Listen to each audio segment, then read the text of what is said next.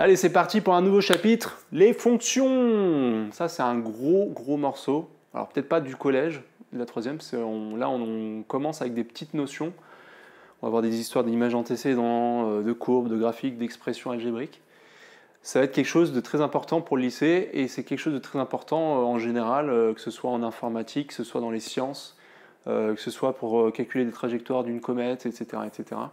C'est quelque chose qu'on utilise beaucoup. Je vais commencer peut-être avec un petit exemple tout simple. Je vais dans une boulangerie, je demande des croissants. Bon, je prends un croissant, bon, imaginons, on va dire un prix de 2 euros.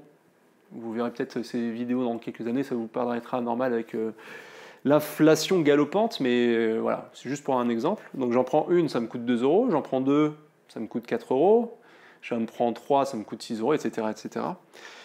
Donc, pour ce genre de quotidien, on n'a pas besoin de fonction, on a juste à calculer comme ça. Mais si par exemple, je vais dans un magasin où je prends des noix au volume, par exemple, c'est en fonction du volume. Donc là, c'est un peu moins à l'unité, donc c'est un peu un calcul plus compliqué. Donc c'est plus en fonction du grammage que je vais faire que ça va me sortir un prix total. Donc par exemple, si j'ai, je sais pas moi, j'ai 5 euros, alors le kilo, ça fait pas cher, hein. Le kilo de noix, si je prends, ben je sais pas, moi je suis en train de remplir mon sac un petit peu au hasard, donc ça va me faire 0,154 grammes. Ok? Bon, effectivement, je peux sortir ma calculatrice et tout, mais il y a une machine à l'intérieur qui est programmée avec une fonction, entre guillemets, qui me permet de calculer ça directement avec ça. Donc là, c'est tout simplement... Donc c'est là où je peux commencer à établir cette histoire de fonction. Donc je vais appeler ça f pour fonction.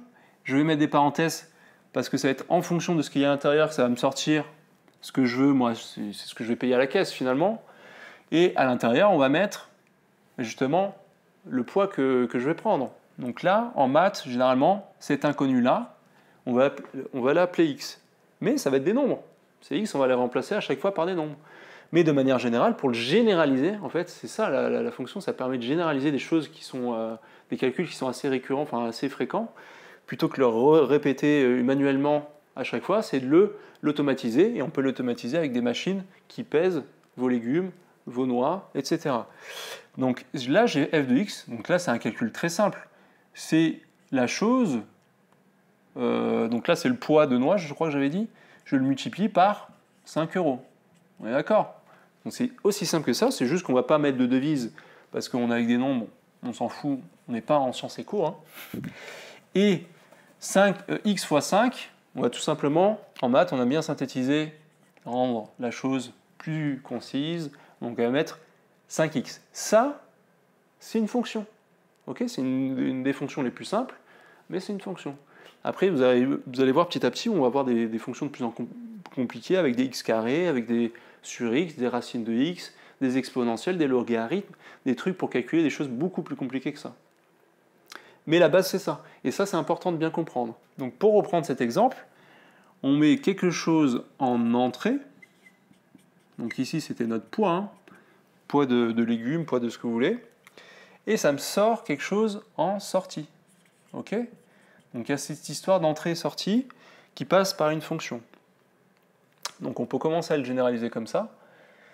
Donc on va avoir des x en entrée qui passent dans une fonction f et qui me sort alors des choses en sortie. Pour l'instant, je vais mettre f de x, mais on peut même parler d'y.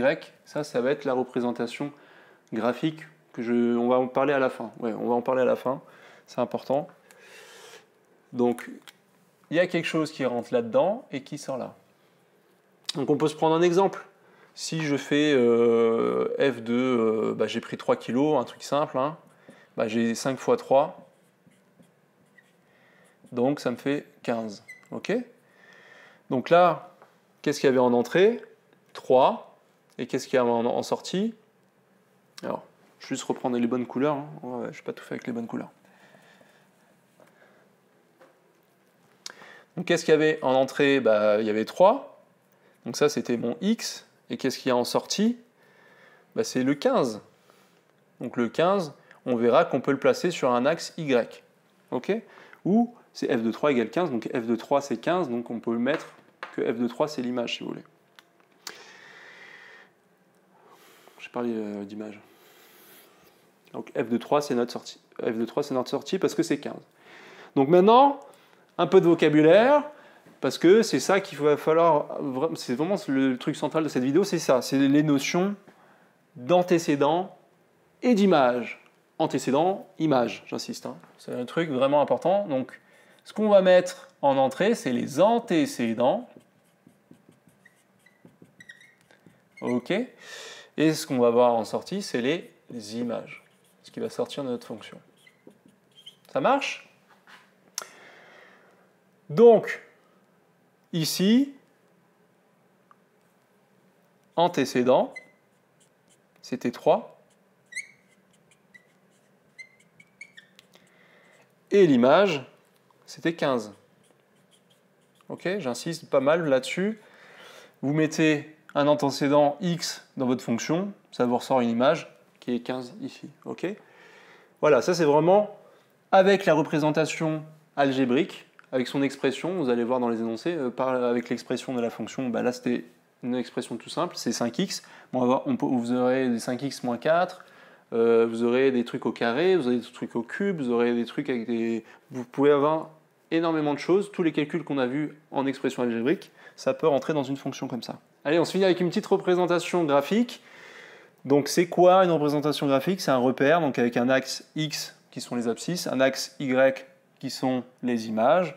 Donc c'est pour ça que je vous ai fait apparaître le y ici, c'est parce que c'est là où on va lire les f de x, le résultat du calcul. Donc soit vous faites avec le calcul, soit on vous donne la courbe, ça va être beaucoup de choses que vous allez gérer, on vous donne la courbe et c'est avec ça que vous allez trouver les images, ou les antécédents d'ailleurs.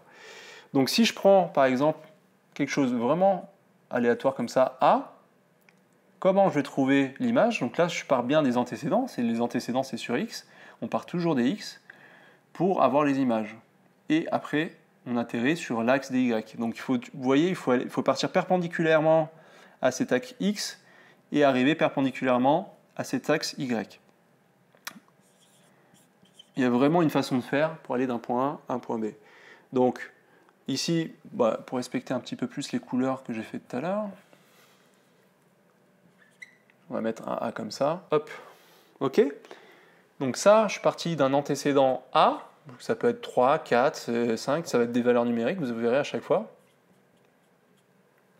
pour arriver aux images. Et comme je suis un matheux, je mets des dés de plomb à écrire tout ça, hop, je mets un point. Donc je pars des antécédents pour arriver aux images comme ça. Je peux prendre même des images comme ça pour arriver aux antécédents. Ça peut aller dans un sens comme dans l'autre. Il y a une association de x et y, bam, qui se rejoint, qui donne un point de la courbe. Donc en fait, une courbe, c'est une multitude, c'est une infinité de coordonnées x, y, qui sont des images et des antécédents de la fonction f. Si c'est f, ça peut être h, g, etc. Ok, bon, c'est tout pour cette vidéo. C'est déjà beaucoup de choses assimiler. Faites-vous des petites fiches si vous avez besoin. C'est comme en fait, c'est une histoire de gauche-droite, hein, cette histoire d'image antécédent, il ne faut pas vous louper. Donc ce qui va vous prendre la tête, c'est sur les prochaines compétences.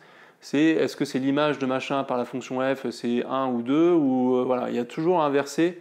Vous allez, normalement, hein, à part si vous êtes vraiment très bon, vous allez vous inverser au début l'image et antécédent en faisant vos petites phrases. Donc c'est le but des prochaines vidéos. Faites des petits exercices sur le côté pour ces notions un petit peu préparatoires de ce chapitre. Et je vous dis à très vite. Super.